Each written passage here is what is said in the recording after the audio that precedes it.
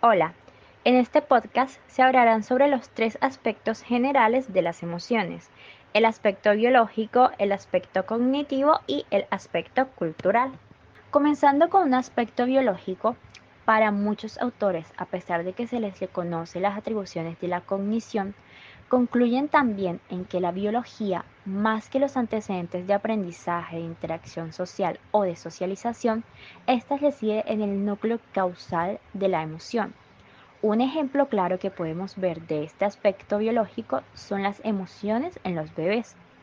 El autor Isard encontró que los lactantes responden de manera emocional ante algunos sucesos, esto a pesar de sus deficiencias cognitivas, como lo son las limitaciones en el vocabulario, ya que sabemos que un lactante no puede hablar ni expresarse el cómo se siente de manera verbal, y también en su capacidad de memoria.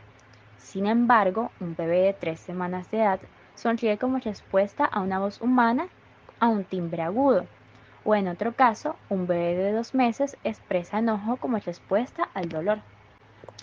Uno de los hallazgos importantes sobre el aspecto biológico y las emociones es el de Panksepp, quien fundamenta la perspectiva biológica a través de tres hallazgos importantes que, como primer punto, tenemos que, debido a que es frecuente que los estados emocionales sean difíciles de verbalizarse, en consecuencia deben tener un origen que no es cognitivo. Como segundo punto, tenemos que la experiencia emocional se puede inducir a través de procedimientos no cognitivos, como lo son la estimulación eléctrica del cerebro o actividad de la musculatura facial. Y por último, tenemos que las emociones también ocurren en lactantes y en animales no humanos. Sin embargo, intentando resumir dentro del aspecto biológico, Robert Plutchik considera que la emoción no debería conceptuarse como un fenómeno causado por la cognición o la biología, sino que más bien como un proceso o una cadena de eventos que se suman dentro de un complejo sistema de retroalimentación. Y por último, en cuanto al reconocimiento de las emociones dentro del aspecto biológico, aquí se enfatizan más las emociones primarias, como lo son el enojo o el temor, y le resta importancia a las emociones secundarias o adquiridas. Ahora bien, continuando con el aspecto cognitivo, este señala firmemente que los seres humanos experimentamos un número mayor de emociones que las 2 o 10 indicadas por la tradición biológica. Los teóricos cognitivos conceden que, por supuesto, solamente existe un número limitado de circuitos neuronales, de expresiones faciales y de reacciones corporales, como lo es, por ejemplo, la reacción de una pelea o de una huida.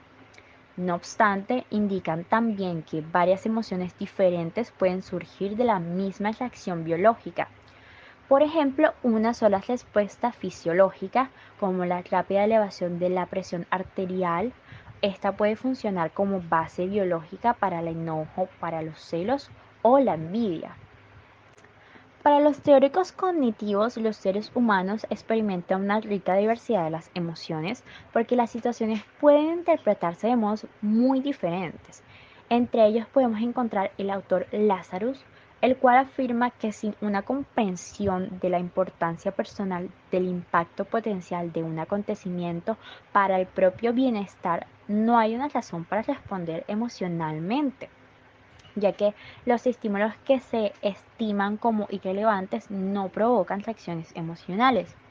Y por otra parte tenemos también el autor Scherer, que concuerda con Lazarus en que algunas experiencias vitales producen emociones en tanto que otras no lo hacen. Scherer indica varias evaluaciones cognitivas específicas que generan experiencias emocionales, que incluyen preguntas como ¿este suceso es bueno o malo? ¿Puedo afrontar con éxito esta situación? Y ¿este suceso está bien en un sentido moral?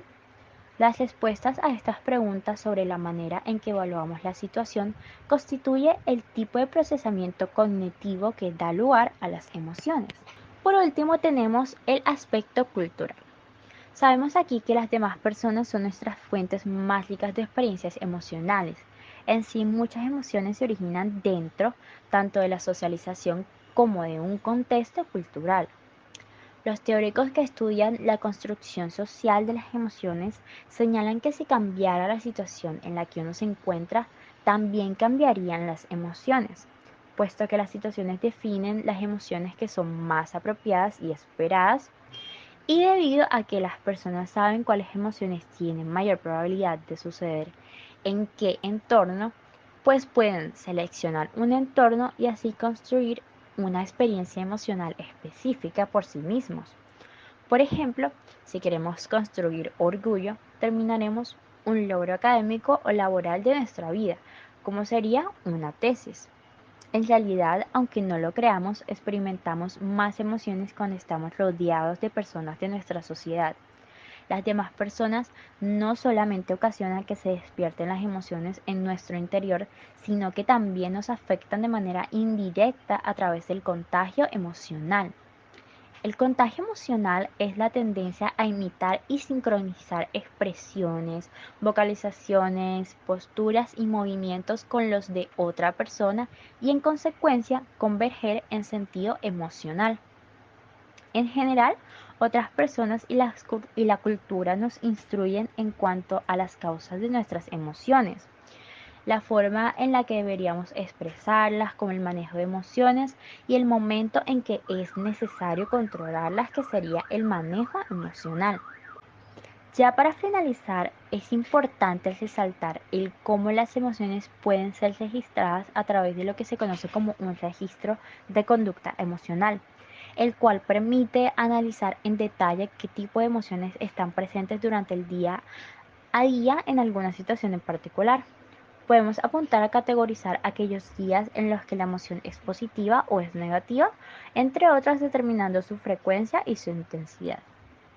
Hasta aquí termina este podcast sobre los tres aspectos de las emociones, el biológico, el cognitivo y el cultural. Me despido recordándoles que es importante reflexionar sobre las emociones, darles un nombre y canalizarlas a su favor. Hasta un próximo capítulo.